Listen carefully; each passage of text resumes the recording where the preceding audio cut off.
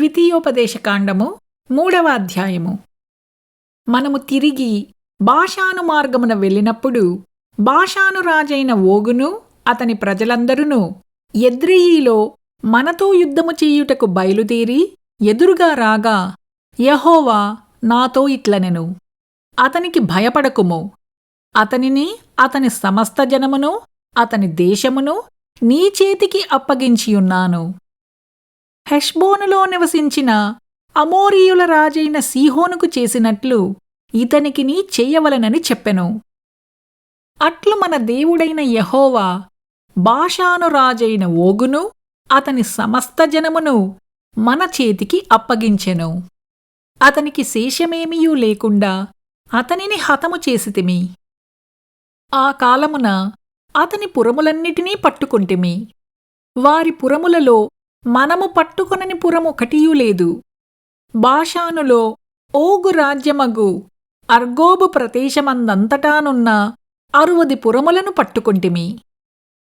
ఆ పురములన్నీయు గొప్ప ప్రాకారములు, గవునులు, గడియలునూ కల దుర్గములు.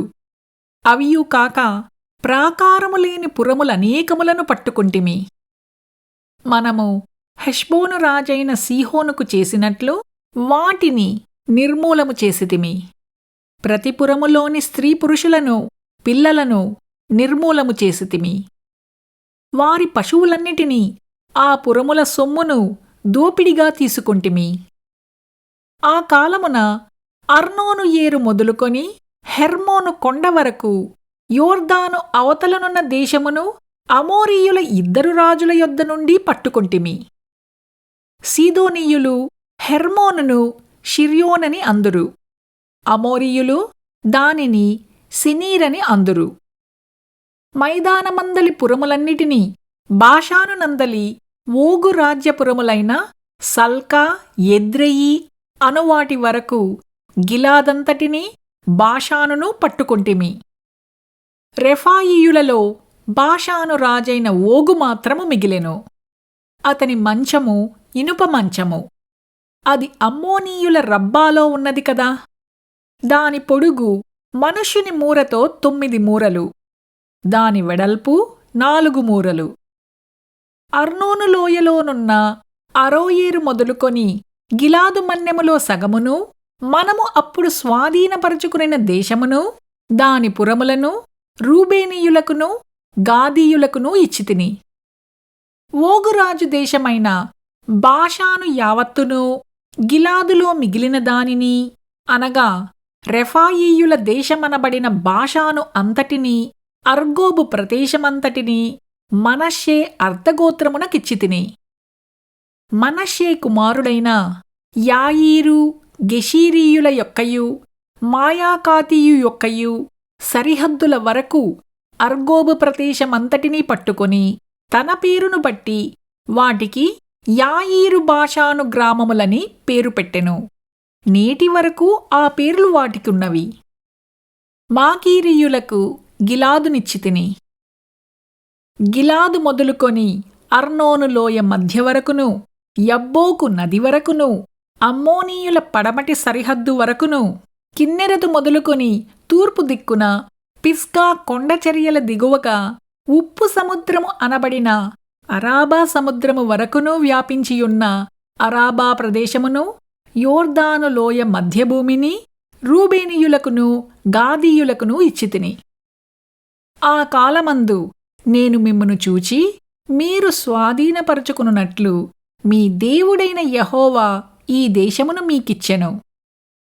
మీలో పరాక్రమవంతులందరూ యుద్ధ సన్నద్ధులై మీ సహోదరులకు ఇశ్రాయేలీయుల ముందర నది దాటవలెను.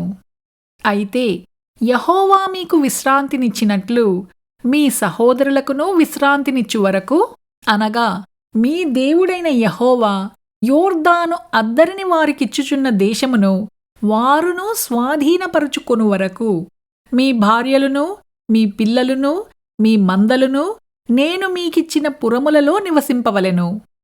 తరువాత మీలో ప్రతివాడును నేను మీకిచ్చిన తన స్వాస్థ్యమునకు తిరిగి రావలెనని మీకు ఆజ్ఞాపించితిని. మీ మందలు విస్తారములని నాకు తెలియను. ఆ కాలమున నేను యెహోషువతో ఇట్లంటిని, మీ దేవుడైన యెహోవా ఈ ఇద్దరి రాజులకు చేసినదంతయు నీవు కన్నులారా చూచితివి కదా.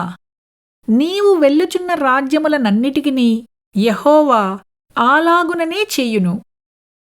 మీ దేవుడైన యెహోవా మీ పక్షముగా యుద్ధము చేయువాడు కనుక వారికి భయపడవద్దని ఆజ్ఞాపించితిని. మరియు ఆ కాలమున నేను, యెహోవా, ప్రభువా, నీ మహిమను నీ బాహుబలమును నీ దాసునికి కనపరచ మొదలుబెట్టియున్నావు. ఆకాశమందే కాని భూమియందే కాని నీవు చేయు క్రియలను చెయ్యగల దేవుడెవడు? నీవు చూపు పరాక్రమమును చూపగల దేవుడెవడు? నేను అద్దరికి వెళ్ళి యోర్దాను అవతలనున్న ఈ మంచి దేశమును మంచి మన్నెమును ఆ లెబనోనును చూచునట్లు దయచేయుమని నేను యెహోవాను బ్రతిమాలుకొనగా, యెహోవా మిమ్మును బట్టి నా మీద కోపపడి నా మనవి వినకపోయెను.